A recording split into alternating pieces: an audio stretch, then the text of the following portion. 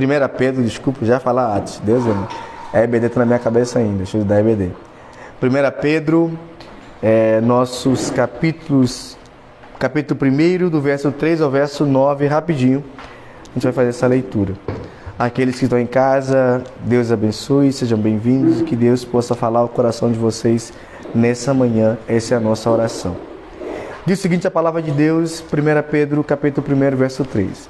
Bendito o Deus e Pai de nosso Senhor Jesus Cristo, que segundo sua muita misericórdia, outras versões, sua grande misericórdia, nos regenerou para uma vida viva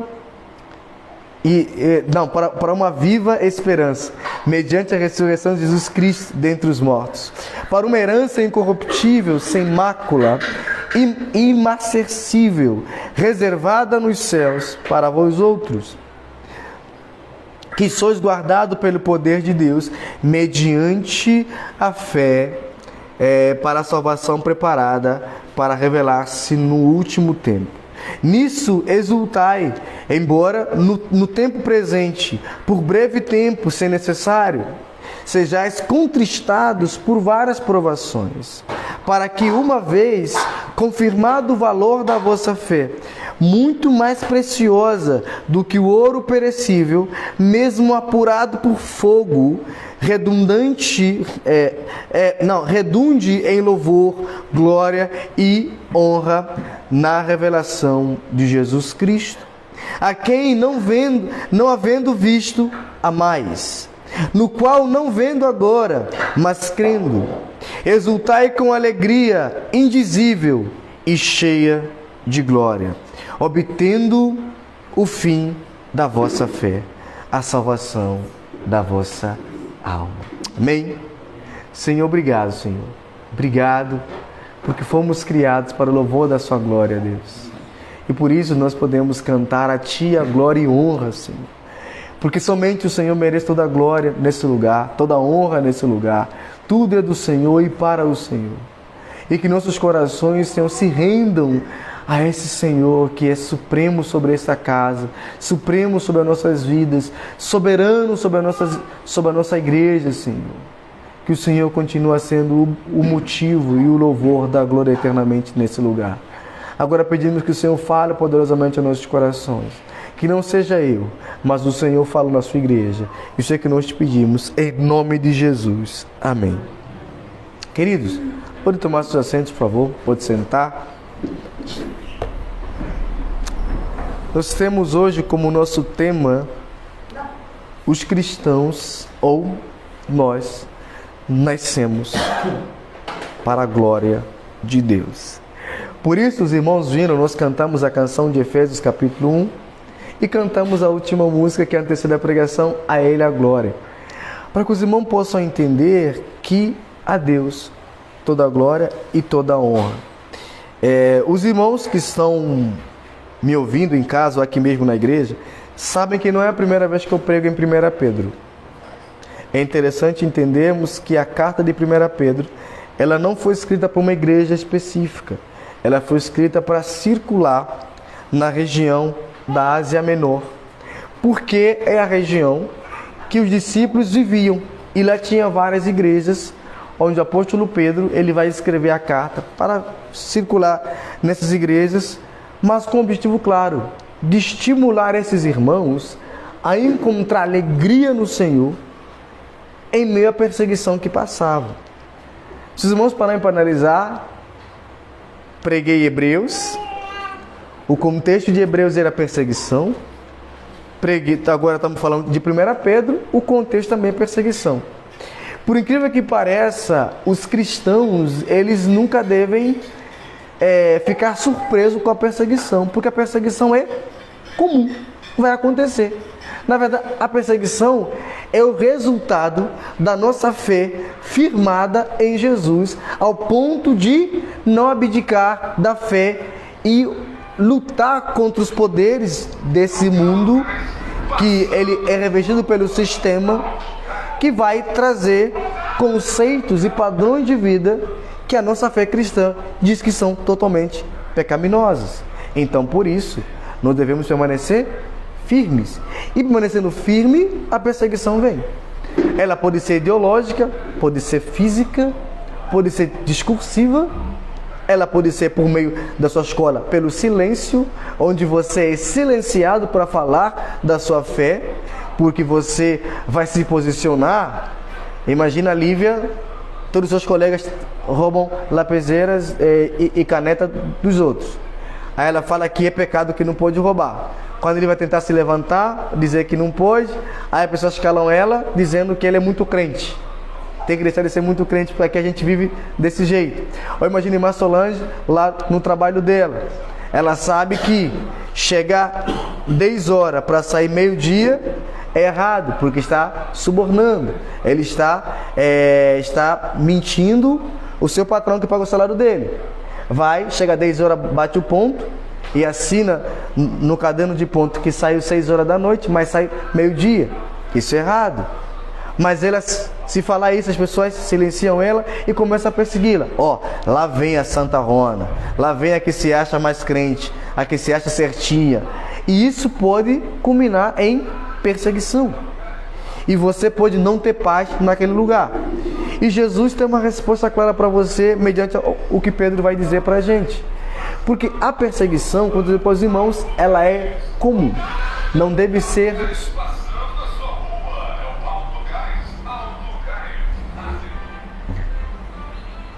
Me perdoe, irmãos, é barulho aí. Não deve ser surpresa para a gente. Então, Pedro, ele vai escrever essa carta aos irmãos para que os irmãos encontrassem alegria em meio à perseguição, que é contraditório. É como se eu estivesse dizendo para a gente, encontra alegria em meio ao sofrimento, que é muito difícil. Não é difícil?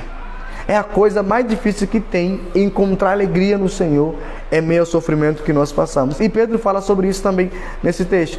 E sofrimento aqui, queridos, eles são diversos sofrimentos. Mas a questão que Pedro vai trazer aqui é sofrimento por causa de Jesus. Não é sofrimento por causa da sua fofoca, nem por causa do seu péssimo comportamento. É sofrimento por causa de Jesus.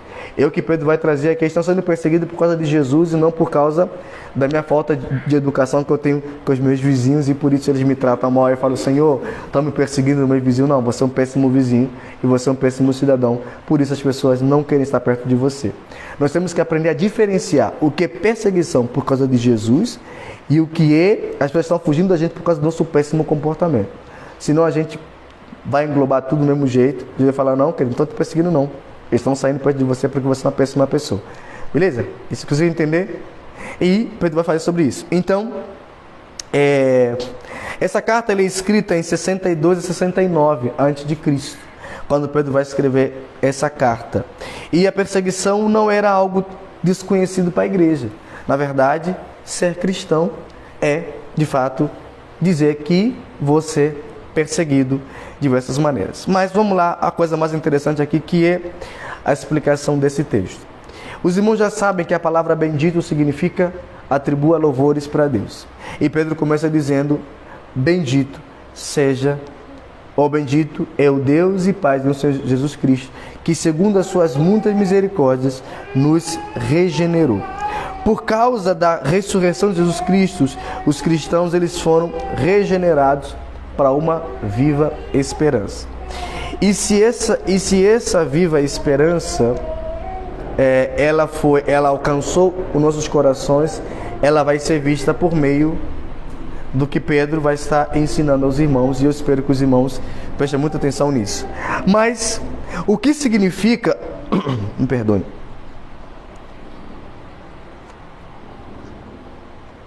o que significa que os cristãos foram nascidos para a glória de Deus?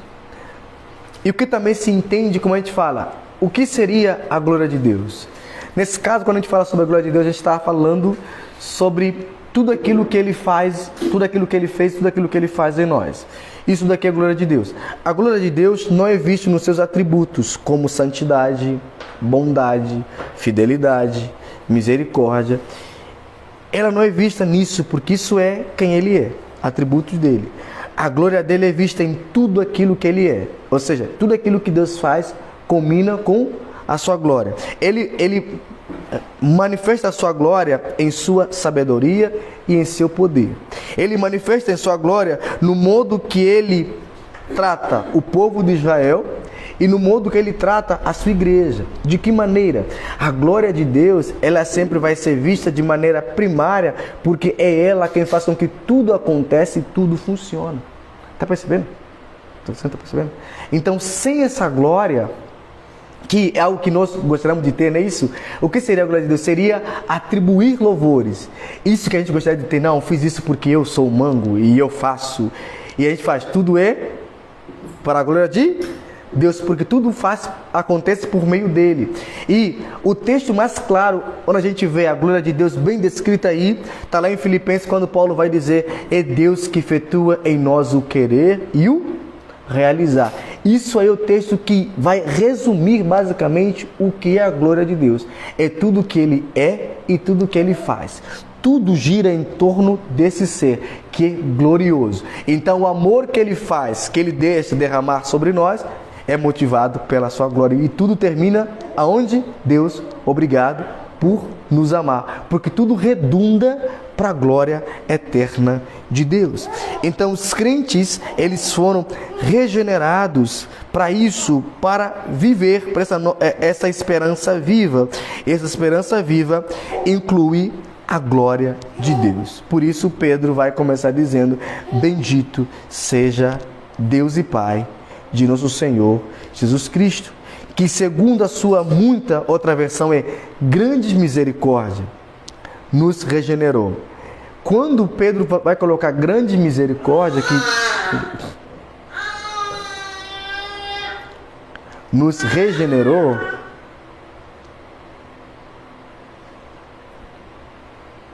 quando Pedro vai dizer grande misericórdia que nos regenerou, Pedro está olhando para a condição humana, aquilo que nós somos. Então é o seguinte: Deus, ele teve grande misericórdia da gente, por quê? Porque ele enviou Jesus para morrer para a gente, não porque nós merecíamos, mas é porque nós somos miseráveis, desculpa a expressão, nós somos miseráveis mesmo, ao ponto de nada de bom que a gente faz gera glória para Deus se não for Jesus em nós e através de nós. Então, por isso, é que pode dizer, é uma grande misericórdia. Não pouca não, pensa comigo, é uma grande misericórdia. Só que essa grande misericórdia, ela nos alcança até no dia de hoje. E não somente nos alcançou na cruz, ela nos alcança no dia de hoje, nos alcança amanhã, ele está vindo mexendo no negócio, nos alcança no dia de hoje e nos alcança no dia da manhã, porque ela é grande. É a misericórdia que nos sustenta, é a misericórdia que nos resgata, é a misericórdia que nos livra da punição dos nossos pecados. É essa misericórdia que Pedro vai dizer, ela é tão grande ao ponto da gente poder somente dizer: Senhor, louvores e glórias para ti eternamente por sua grande misericórdia. Deus também revela a sua glória no Salmo 19. Quem puder abrir aí, por favor, Salmo 19, verso 1. Deus também revela a sua glória olhando para o Salmo 19. E ele também revela a sua glória no relacionamento com a gente, especialmente no seu plano de salvação dos perdidos. Por quê, queridos? Quando um pecador ele é convertido, Deus é glorificado, Deus é exaltado, porque a salvação pertence ao Senhor. Então a glória é dada para Deus tanto na criação. Quem já abriu, lê aí para mim, por favor, Salmo 19, verso 1, lê para mim. Os céus manifestam a glória de Deus e o firmamento anuncia a obra das suas mãos. Ou seja, a natureza, tudo aquilo que existe, tudo aquilo que é criado, ela glorifica o Senhor. O ato de nós contemplamos, nós glorificamos o Senhor. Só que a glória para Deus não é dada pela nossa contemplação, é dada pela criação. A criação por si só, ela glorifica o Senhor. E nós somente contemplamos e dizemos: Deus é poderoso e glorioso é o Senhor por fazer o que fez na criação. Queridos, eu não sei vocês, mas quando eu olho para o mar, eu sou muito curioso, viu? Eu sou muito curioso. Às vezes, minha vontade era ser mergulhador, para ver o que tem no fundo do mar. Porque para mim, o mar é lindo, ao mesmo tempo é misterioso. Eu gostaria de conhecer o que existe lá no fundo. Eu sei que tem peixe, que tem baleia, tem tubarão, mas eu gostaria talvez de ver o que tem lá no fundo do mar. Pois o pessoal fala que tem megalodon no mar. Eu gostaria de ver. Mas Deus, ele nunca me deu essa oportunidade, né? E nem nadar eu sei. Deus é tão bom que me fez eu não saber nadar, porque ele sabia se nadar eu poderia inventar de mergulhar e não ia voltar mais. Mas, até nisso a gente vê que Deus é glorificado. Quando você olha para a natureza, você vê a criação, eu falo, é ignorância do homem dizer que o mundo foi feito por acaso. O mundo é perfeito, querido. O mundo, ele é perfeito. A criação de Deus é perfeita. A natureza, ela é sustentada por Deus. Deus sustenta a sua criação. E os homens ainda conseguem dizer que isso é por mero acaso. Isso vem por causa de uma explosão. Ah, porque tem um design inteligente. Ah, porque tem a teoria da evolução. Tudo isso que o homem cria é para tentar negar que existe um Criador que sustenta todas as coisas. Por quê? Reconhecer que existe um Deus não é só reconhecer que Ele é Senhor, mas é entender que você não é nada e que Ele é soberano sobre a sua vida e que Ele determina na sua vida. Por isso é que os homens preferem dizer que nós somos Deus. É o que vai dizer o salmista. Os homens falam, nós somos deuses. Por quê? Porque eles sabem que existe um Senhor. E dizer que existe um Deus é dizer o seguinte, nós somos servos desse que é Deus, poderoso e Senhor, Senhor de todas as coisas. Então eles falam, não, eu prefiro dizer para mim mesmo que eu sou Deus, porque eu não quero glorificar alguém que está acima de mim. Eu mereço glória e honra.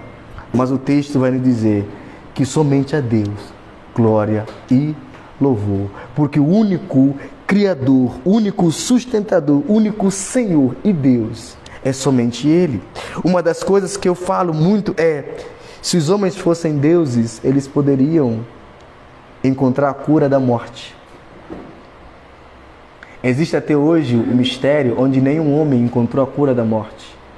A morte é algo que ninguém jamais conseguiu encontrar uma cura. A morte é uma realidade que nenhum homem é capaz de fugir. Até os homens mais prepotentes da época, Nero, e você pode colocar os homens mais terríveis que mataram bastante crentes, que se diziam ser deuses, no final da sua vida, quando morreram, só colocaram nele sobre o quê? Uma estátua. Porque para relembrar aquilo que a crueldade que ele fez. São homens mortais que não conseguem vencer a morte, mas a resposta que eu dou para esses homens é: porém o meu Senhor venceu a morte. Meu Senhor, Paulo vai dizer que Jesus tornou a morte inoperante e sem valor. A morte não tem mais valor para o crente não, querido. A morte não deve mais temer o crente não. A morte ela é inoperante. Por quê? Porque Jesus vence, torna a morte e fala: morte, agora você é minha serva. Eu mando em você. E quando eu quiser que você vai na vida do meu crente, você vai. Quando eu não quiser, você não vai. Por isso é que Jesus, Ele é Senhor dos senhores, até da morte. Porque Ele venceu. E por isso Paulo poderia dizer: ó morte, onde está o teu aguilhão? Ó morte, onde está a tua vitória? Cristo venceu a morte.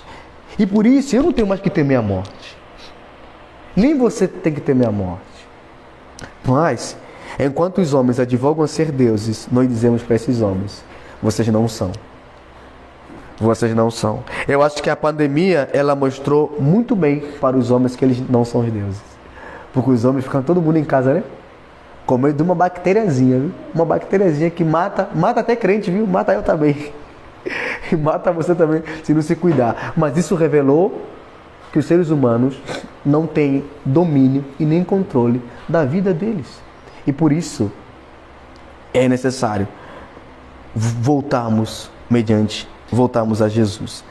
Os cristãos, eles nascem em Deus. É o que Pedro vai dizer também, quando ele vai dizer: vocês nasceram. Aqui nascer não é nascer normal, mas é a conversão. A conversão, ela é um milagre.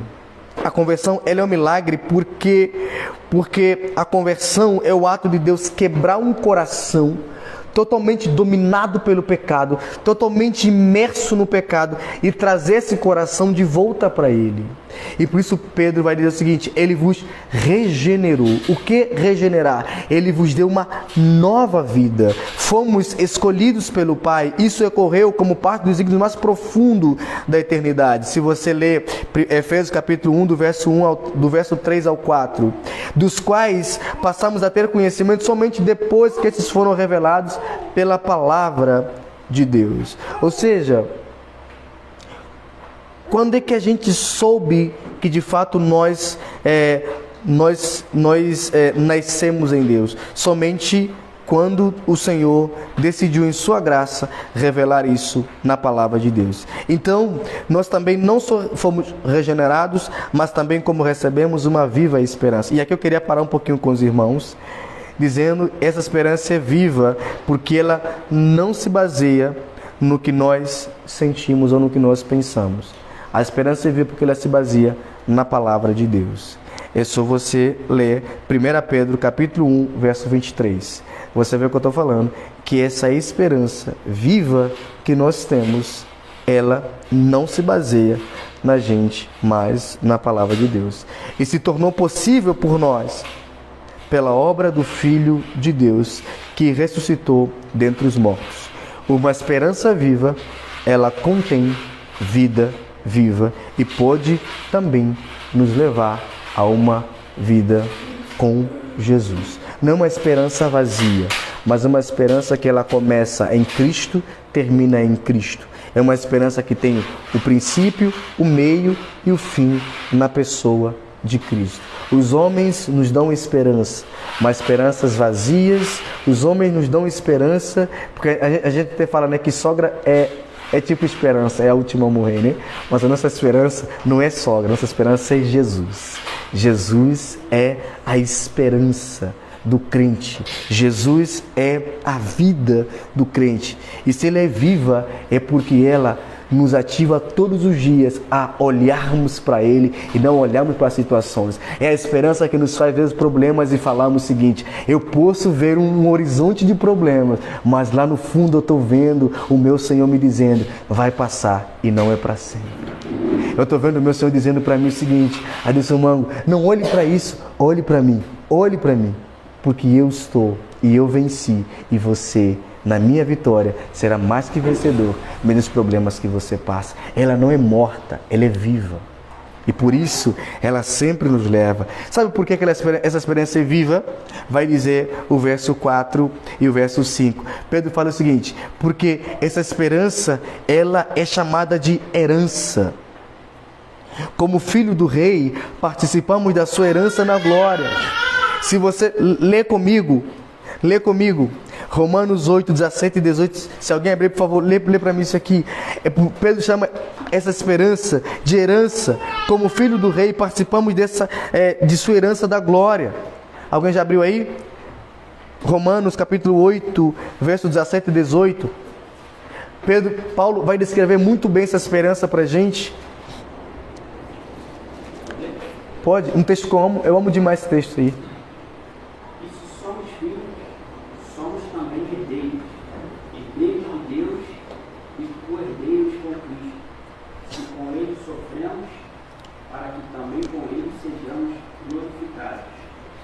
Para mim, pode? Porque para mim tem por certo que os sofrimentos do tempo presente não podem ser comparados com a glória a ser revelada em nós. Está percebendo por que a esperança, Pedro vai chamar ela de herança? Porque é essa herança que nos faz entender que se somos filhos do Rei, também somos participantes da glória a qual Cristo tem. O Cristo que foi ressurreto, o Cristo que foi transformado, que teve o corpo glorificado, Ele também nos torna co-herdeiro dessas coisas.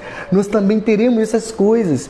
E essa esperança, ela não só para ali. Ela vai dizer o seguinte: o sofrimento que passamos agora não se compara com a glória que há de vir. E por isso a esperança que ela me faz olhar para o sofrimento e dizer o seguinte: esse sofrimento que eu passo agora não se compara com aquilo que está por vir. Aquilo que está por vir é infinitamente é muito maior do que isso que eu passo. Isso que eu passo, ele é talvez 0,0% do que está por vir. O que está por vir, ele é infinito, ele é maior. Devemos observar que essa herança é diferente de qualquer herança humana, porque essa herança, ela é incorruptível. O que significa que não pode ser destruída. Verso 5. Uma vez que ela é sem mácula, o que significa não pode ser infamada nem vulgarizada de maneira nenhuma por alguém. Ou seja, essa esperança jamais se desgastará, pois ela é eterna, ela é inacessível, ou seja, jamais nos desapontará. É a esperança. Jesus, ele é incorruptível. Aqui entendo a esperança como, não como sentimento, mas como uma pessoa. Ele é incorruptível. Ele é sem máculas. Por quê? Ninguém pode destruir Jesus. Ninguém pode corromper Jesus. Ninguém pode chegar a Jesus, me dá esperança que eu vou te dar 20 mil. Ninguém. Ele é Senhor do ouro e da prata. Ele é o Jesus a qual Pedro vai dizer para o homem que estava caminhando com ele, fala o seguinte, ó, o que nós temos você não pode comprar. Não se pode comprar o Espírito Santo, não se pode comprar Jesus, porque ele é incorruptível. A esperança, ela não se corrompe. E outra, ela é sem mácula, ela não tem mancha nenhuma.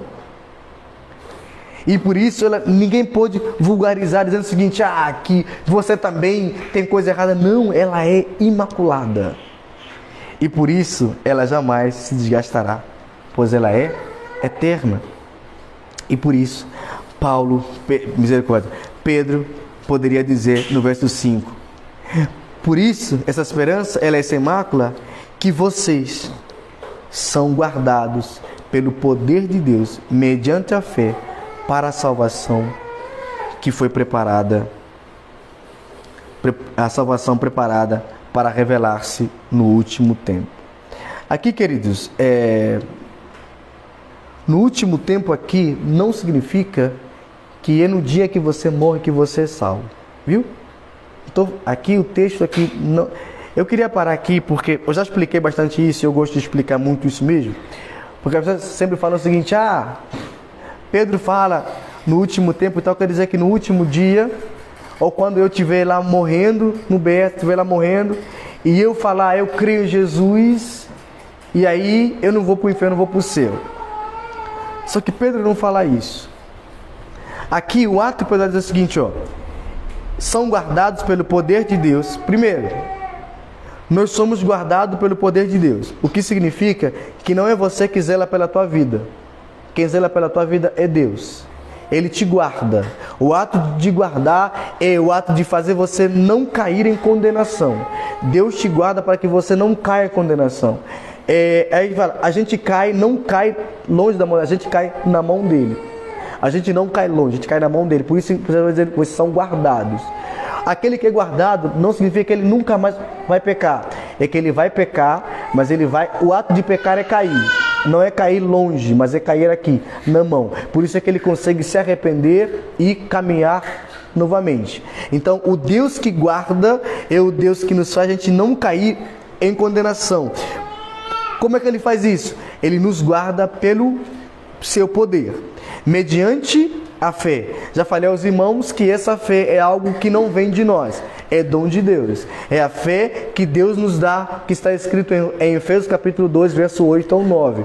Mediante a fé vocês foram salvos, isso não vem de vós, é dom de Deus para que ninguém se glorie. Se é dom de Deus, é algo que não é retirado. Deus não retira o dom que nos deu. Então, aí nós temos uma sequência. Ele nos guarda mediante a fé que Ele nos deu.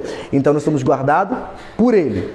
E a fé que nos faz permanecer nele, provém dele. Então, seguindo isso, ele vai dizer, a salvação preparada para vós a revelar-se no último dia. Aqui a salvação não é relacionado ao ato de você morrer no momento e ser salvo. A salvação é relacionada no ato de que ele te guardou, te fez você permanecer firme, para que no último dia, quando Cristo vir em glória, você estará com ele.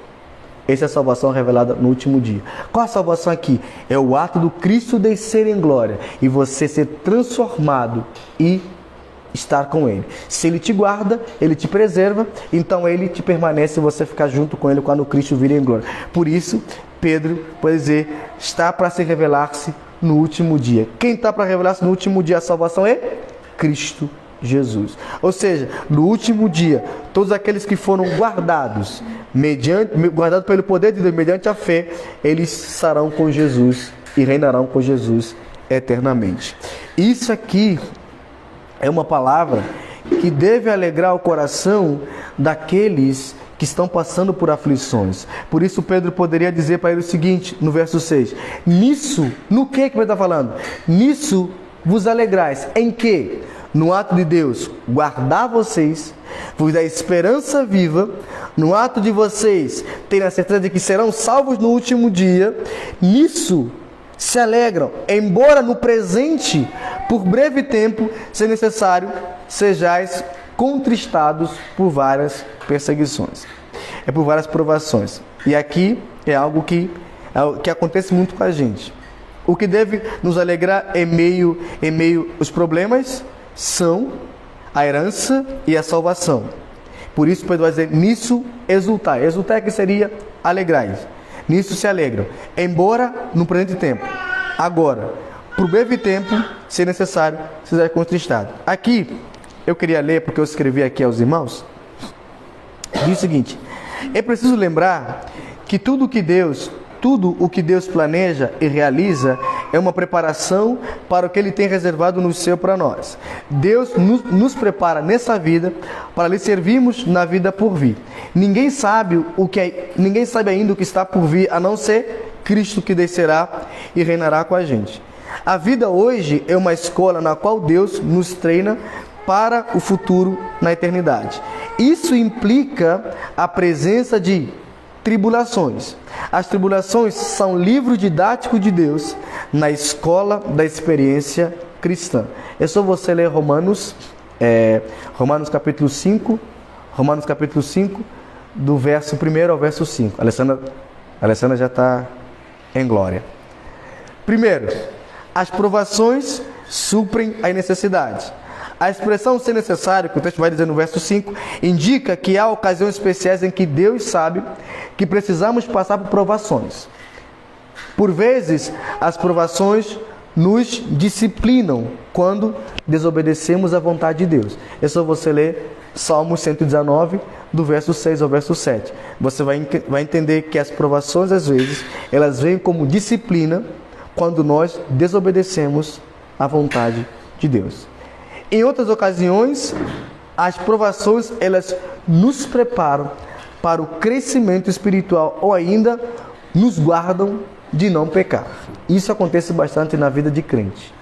Deus, às vezes, Ele nos faz passar por situações que nos faz estarmos mais perto dEle do que longe dEle. Por quê? E pensa comigo, é mais fácil você pecar quando está tudo bem ou quando está passando por provações? Não, quando está bem, meu irmão. Na provação você vai para Deus e fala, Senhor, meu filho está passando dificuldade, Senhor, eu não tenho nada. Me ajuda. Você esquece o pecado, esquece tudo. Você vai, porque o que você quer? Sair logo daquilo que te aflige para que você viva bem. E quando está bem, você peca. Quando está bem, você peca. Você fala, Deus vai me perdoar amanhã mesmo? Vou pecar hoje, amanhã Deus vai me perdoar. Mas quando está sofrendo, você corre para Deus. Já viu aquela pessoa que está sofrendo, vai na igreja direto? Faz um mês na igreja, porque está sofrendo. Ou aquela pessoa que está querendo casar, quer casar, vai na igreja há 1 ano. Fala, Senhor, quero um varão. Fica 1 ano. Aí casou, esquece a igreja. Porque ela queria casar. Ou o filho está doente, vira amigo de pastor, amigo de crente, fala, e aí, Cláudio, ora pelo meu filho, vou nessa igreja domingo, viu? Vem domingo aqui. Quando o filho melhora, mete o pé. Na aprovação, o que o texto vai deixar claro pra gente, calma aí, meus irmãos. A aprovação, misericórdia, o celular da minha esposa é uma bênção. A aprovação, ela vem... Calma aí. Ficou escuro. Sei lá de pobre. A aprovação, ela vem, às vezes, como disciplina. E também elas podem vir como para Deus nos guardar de pecar. É só você ler 2 Coríntios 12, de 1 a 9.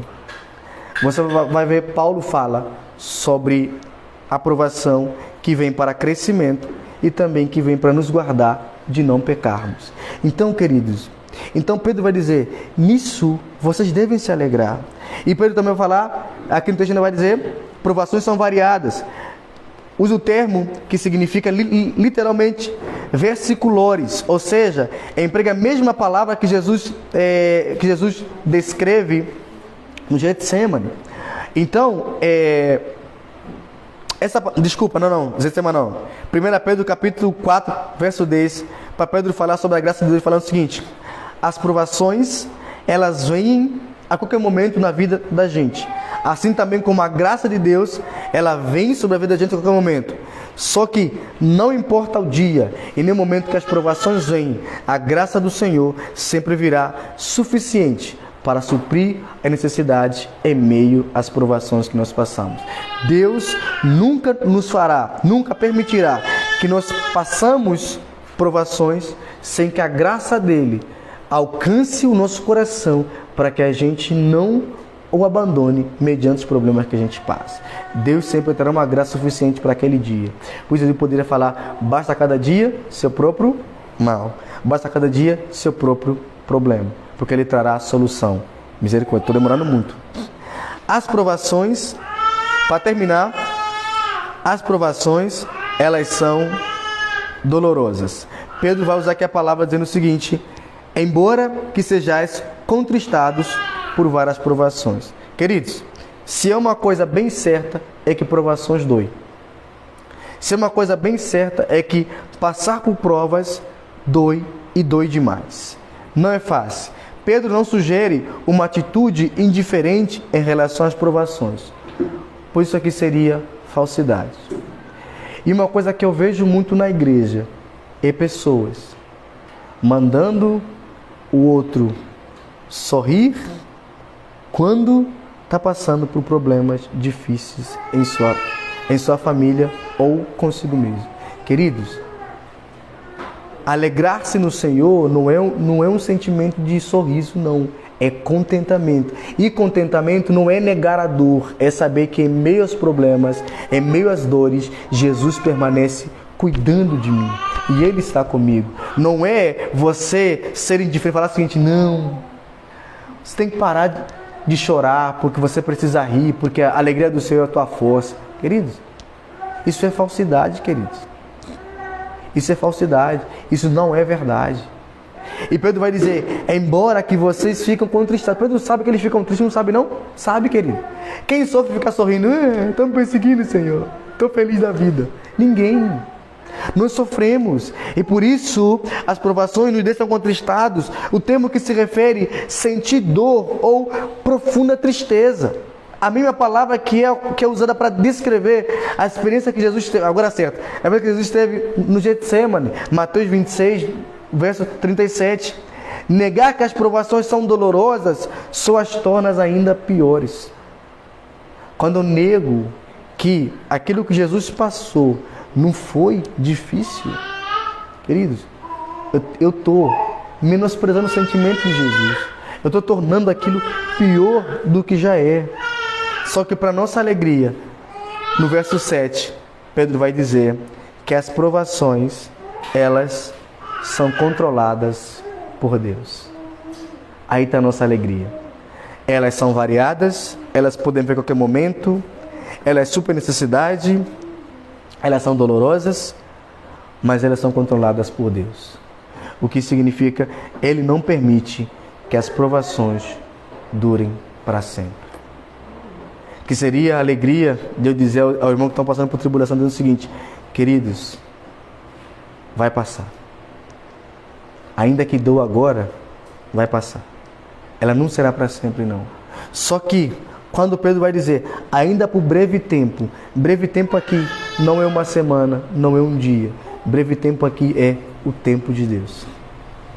Ainda que dura o tempo necessário, Deus fala para mim e para você, vai passar. No tempo certo, vai passar. Só que pensa comigo. Talvez é por causa dessa dor que você sente, talvez é por causa dessa aflição que você passa, que você está mais perto de Deus. Está pecando menos. Está santificando mais. Está vendo mais para Deus. Talvez Deus está te disciplinando por alguma coisa que você fez e você sabe que você fez. Mas você não quer entender que é uma disciplina. Mas saiba que ela vai passar. Porém, o Emanuel já está me pedindo para terminar mesmo. Porém,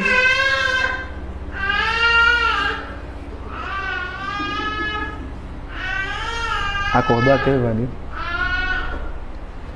Porém, queridos, como é que a gente deve desfrutar a glória de Deus no presente, mediante os problemas que a gente passa? Primeiro, se você ler o verso 8, diz o seguinte: amando a Cristo. Segundo, confiando em Cristo. Terceiro, alegrando-se em Cristo. Você fazendo essas três coisas, pode ter certeza que no meio dos problemas, das aflições, você não vai sucumbir como homens tentam sucumbir. Por quê? Nosso amor a Cristo não é baseado no que podemos ver fisicamente. Nosso amor a Cristo é baseado em seu relacionamento espiritual com Ele e com Sua palavra e com o que Ele nos ensina em Sua palavra a seu respeito. Cristo nos ensina na Sua palavra que se a gente o amar de verdade, nós obedeceremos Seus mandamentos. Primeiro, confiar em Cristo deve-se viver pela fé. A confiança em Cristo, ela não é, basicamente, não é somente dizer que eu sei e confio que Ele é poderoso. É de fato viver confiando que Ele é capaz de fazer infinitamente mais, até de fazer o impossível sobre a minha vida. E essa confiança requer descanso. Você confia que Ele está cuidando da sua vida? Então descansa. O que acontece é que nós falamos que nós confiamos, mas agimos como se a gente não confia. É que eu falo, ó, confio meu celular para você, mas eu ligo, Alexandre, está cuidando bem do meu celular? Confiar é deixar, e deixar é entregar, e entregar é descansar. Eu tenho que descansar, se eu confio. E por isso eu poderia dizer, entrega teu caminho ao Senhor, confia nele, e o mais Ele fará. Aquele que entrega, ele descansa. Ele não fica lá correndo atrás, não. Ele descansa. E por isso é confiar em Jesus, é viver pela fé em Jesus. É confiar que Ele está cuidando de você. Ainda que você não vê a cura que você necessita ver no momento, Ele está lá, curando e cuidando de você. E segundo e último para terminar, alegrando-se em Cristo Jesus. A alegria do Senhor. Talvez não sejamos capazes de nos alegrar com as circunstâncias, mas é possível alegrar-se nelas, voltando todo o nosso coração e a mente para Jesus. É possível você olhar para Jesus, de coração mesmo, você se alegrar nele, por entender que os problemas que você passa não se comparam com a glória que está por vir. Saiba, problemas virão, provações virão, sofrimentos virão. E isso não é eu pregar aqui o caos, não. É a realidade do Evangelho. Mas saiba que em cada dia que você passar nesses problemas, existirá graça suficiente de Deus para cuidar de você e sustentar você. Ou você olha para essa graça suficiente, ou você se afunda nos problemas. Melhor olhar para a graça, porque encontraremos alegria e confiança no Senhor. Os problemas não. Só sentiremos dores e sofrimentos. Mas que Deus possa cuidar de cada um de nós. Amém? Alexandre e Ivanil, por favor. Alexandre e Ivanil. Ivanil. Amém, Ivanil? Amém. Vamos lá, queridos. Vou deixar. Depois a gente corta. Não. Não sei. Não bota a música não. Queridos, nem sei se fechar a Bíblia por quê. 2 Coríntios, um dos textos que eu também estou vendo de pregar aqui na igreja. 1 Coríntios, na verdade, onde Paulo nos ensina em relação à ceia. Paulo vai dizer o seguinte: porque eu recebi do Senhor o que também vos entreguei, que o Senhor Jesus, na noite em que foi traído, tomou o pão, e tendo dado graças, o partiu e disse: isto é meu corpo que é dado por vós, fazei isto em memória de mim. Por semelhante modo, depois de haver ceado, tomou também o cálice, dizendo: este cálice é a nova aliança no meu sangue, fazei isto todas as vezes que o beberdes em memória de mim. Porque todas as vezes que comerdes este pão e beberdes este cálice, anuncieis a morte do Senhor até que ele venha. Por isso, aquele que comer o pão ou beber o cálice do Senhor indignamente será réu do corpo e do sangue. Porém, examine-se, pois, o homem a si mesmo, e coma do pão e beba do cálice. Querido, nesse momento da ceia, a gente não faz muitas coisas não. A gente só entende que é um momento onde nós celebramos o que Jesus fez por nós na cruz do Calvário. Jesus morreu por nós. Jesus remiu o seu sangue na cruz. E esse sangue nos purifica, nos limpa e nos renova. Essa morte de Jesus, ela nos possibilita não só a salvação, mas também a certeza de que, se de fato com eles morremos, com ele também ressuscitaremos naquele grande dia. Então, por isso, ressuscitou com Jesus, por isso, como nós falamos, nós temos uma nova vida. E essa nova vida inclui perdão, inclui amor, inclui abnegação de prazeres e vontades. E por isso, Paulo vai dizer: examina por si mesmo. Há alguém que você precisa desculpar, perdoar? Existe alguém? Então, nesse momento, eu vou te convidar, você faz esse momento de oração, você examinar o seu coração mesmo. Alguma coisa que você precisa perdoar? Alguém que você precisa desculpar por alguma coisa que você fez? Perdoe, desculpe e depois faça parte da ceia. Entenda que tomar a ceia indignamente é tomar a ceia você não estando em comunhão com o corpo, ou seja, você está tendo inimizade com seu irmão, falta de perdão com seu irmão. Isso é tomar a ceia indignamente, porque a ceia reflete o corpo, e se é o corpo, então, que a gente deva de fato pedir perdão. Vamos tirar um minutinho onde você vai orar, examinar o seu coração, e depois nossos irmãos vão distribuir os elementos da ceia. Oremos.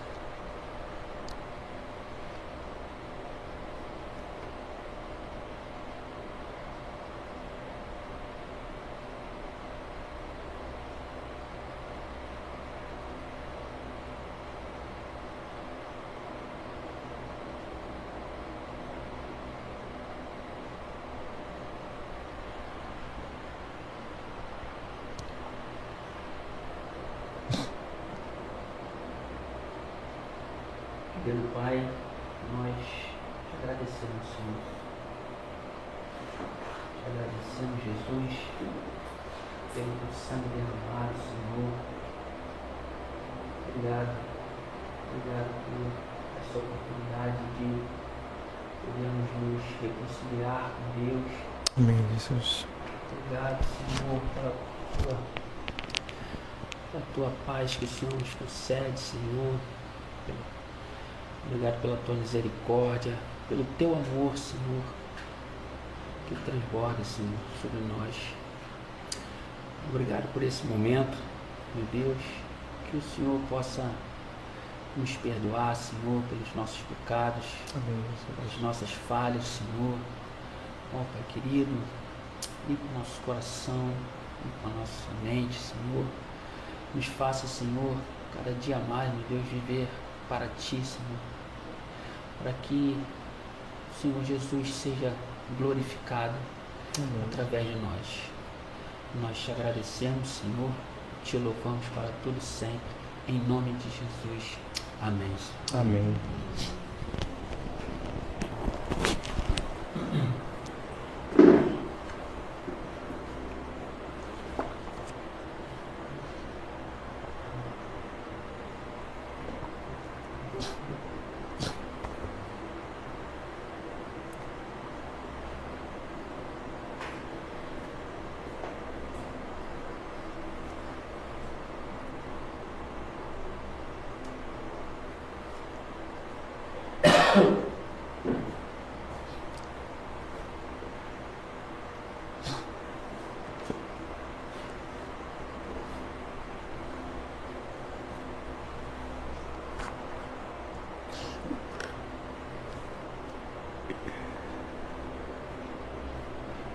A Lívia só tem um braço.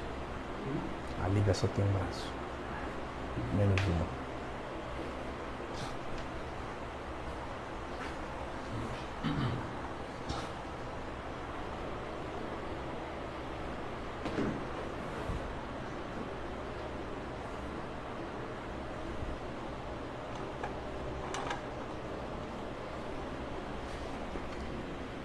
Irmãos, alguém deixou de receber os elementos da ceia? Não, né? Queridos, por semelhante modo, Jesus tomou o pão e bebeu o cálice. Então, comamos do pão, bebamos do cálice.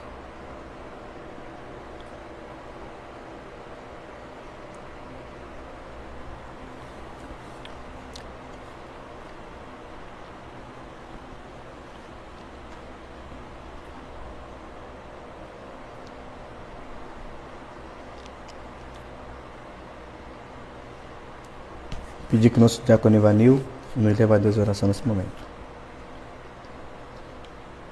Senhor Deus e Pai, graças te damos, ó Deus, por tudo que o Senhor tem feito em nossas vidas. Muito obrigado por esse momento, ó Deus, do qual podemos participar, Senhor, da tua mesa, ó Deus, da ceia do Senhor.